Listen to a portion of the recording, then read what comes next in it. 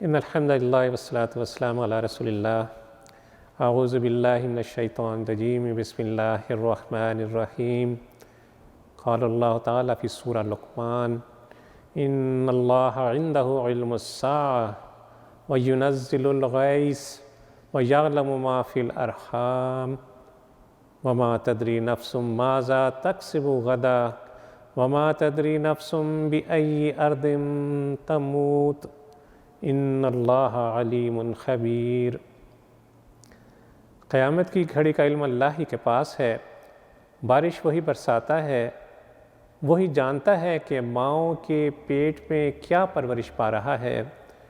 کوئی متنفس نہیں جانتا کہ کل وہ کیا کمائی کرنے والا ہے، اور نہ کسی شخص کو یہ خبر ہے کہ کس سرزمین میں اس کو موت آنی ہے۔ اللہ ہی سب کو جاننے والا اور باخبر ہے۔ ناظرین کرام، یہ اللہ عز و جل کی ذات ہی ہے جو حاضر، غائب اور ظاہر باطن سب کا مکمل علم رکھنے والی ہے۔ بسا اوقات اللہ عز و جل غیب کے امور میں سے کچھ باتیں اپنے خاص بندوں کو بتا دیتا ہے، لیکن اس آیت مبارکہ میں مذکور 5 باتوں کا علم کسی کو نہیں دیا گیا، نہ ہی کسی رسول کو، نہ ہی کسی مقرب فرشتے کو۔ اس آیت کے شان نزول کے حوالے سے بعض مفسرین کا کہنا ہے کہ یہ آیت حارث بن عمرو کے حق میں نازل ہوئی، جس نے رسول اللہ صلی اللہ علیہ وسلم کی خدمت میں حاضر ہو کر قیامت کا وقت دریافت کیا تھا۔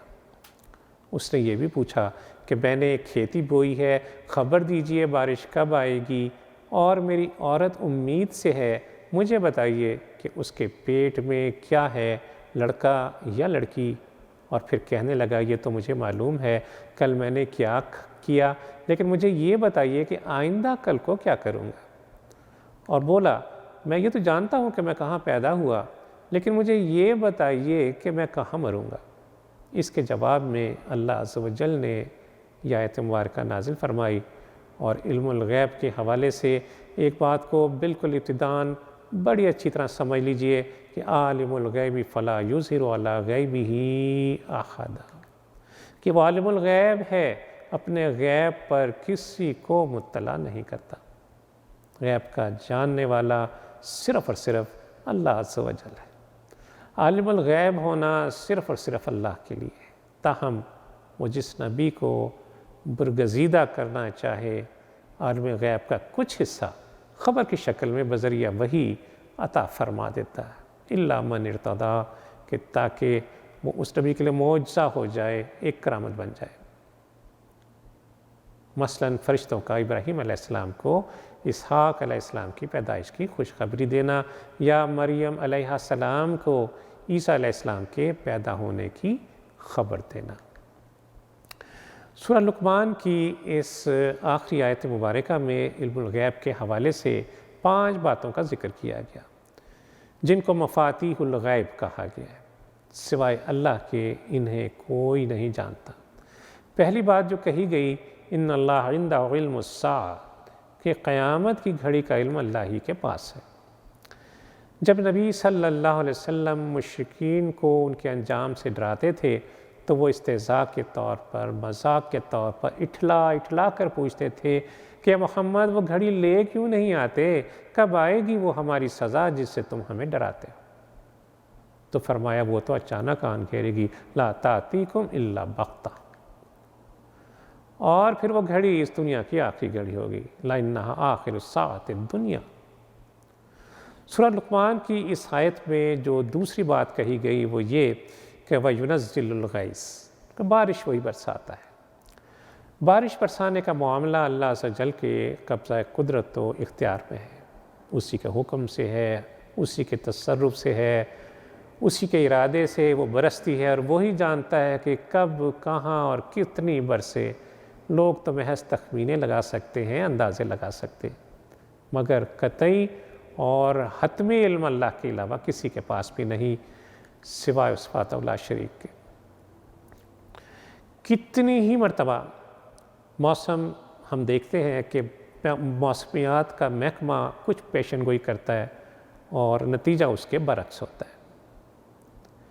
تیسری جو بات اس آیت میں کہی گئی وَيَعْلَمُ مَا فِي الْأَرْحَامِ کہ وہی جانتا ہے کہ ماؤں کے پیٹوں میں کیا پرورش پا رہا ہے۔ رحموں کے اندر کا حال اللہ ہی جانتا ہے۔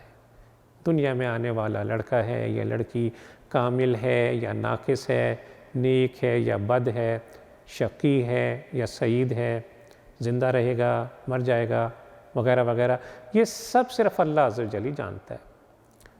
اور اللہ ہی کے دیے ہوئے علم کی بنا پر الٹرا ساؤنڈ سے اب یہ جانا جا سکتا ہے کہ رحم مادر میں بچے کی صنف کیا ہے، لیکن صرف بچے کی ذات کا جان لینا کافی نہیں، بلکہ اصل چیز اس کی صفات اور وہ معنوی اور مخفی امور ہیں جن کو صرف اللہ عز و جل ہی جانتا ہے۔ اس آیت کی چوتھی بات وَمَا تَدْرِي نَفْسٌ مَاذَا تَكْسِبُ غَدًا، کوئی متنفس نہیں جانتا کہ کل وہ کیا کمائی کرنے والا ہے۔ آنے والے کل کا کسی کو علم نہیں۔ انسان اپنے تئیں 100 طرح کے پروگرام بناتا ہے اور بناتا رہے گا، لیکن ہوگا کیا یہ اللہ کے سوا کسی کو بھی معلوم نہیں۔ وہی جانتا ہے کس نے کیا کرنا ہے اور کس کے لیے کیا مقدر ہے۔ وہی جانتا ہے کون کیا فرائض انجام دے گا، کن حالات سے کسی کو کیا واسطہ پڑے گا۔ انسان بڑے بڑے پروگرام بناتا ہے، لیکن عین وقت پر کوئی ایسی مصیبت آن پڑتی ہے کہ وہ سب کا سب دھرے کا دھرا رہ جاتا ہے۔ سو معاملہ سب کا سب اللہ عز و جل ہی کے قبضہ قدرت پہ ہے۔ اس کے ہاں ماضی ہو، حال ہو، مستقبل، سب کے سب برابر ہے۔ بس وہی ہر زمانے کا، ہر دور کا علم رکھنے والا ہے۔ پھر آیت میں آخری بات، پانچویں بات یہ کہ فرمایا وَمَا تَدْرِي نَفْسٌ بِأَيِّ أَرْضٍ تَمُوتُ، اور نہ کسی شخص کو یہ خبر ہے کہ کس سرزمین پر اس کو موت آنی ہے۔ دنیا میں کسی کو اپنی موت کے بارے میں کچھ پتہ نہیں۔ جب موت کی جگہ کا پتہ نہیں تو پھر موت کے وقت کا پتہ کیوں کر ہو سکتا ہے۔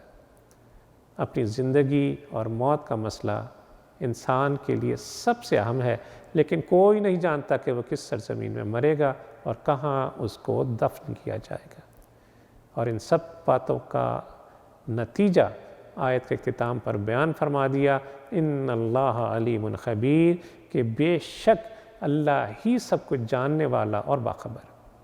ہر بات کا صحیح علم یقینی اور حتمی اللہ ہی کے پاس ہے۔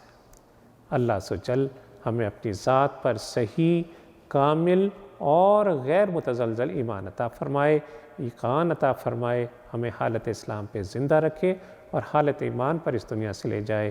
وصلی اللہ تعالیٰ علی خیر خلقہ محمد وعلی آلہ وصحبہ وسلم۔ صلوا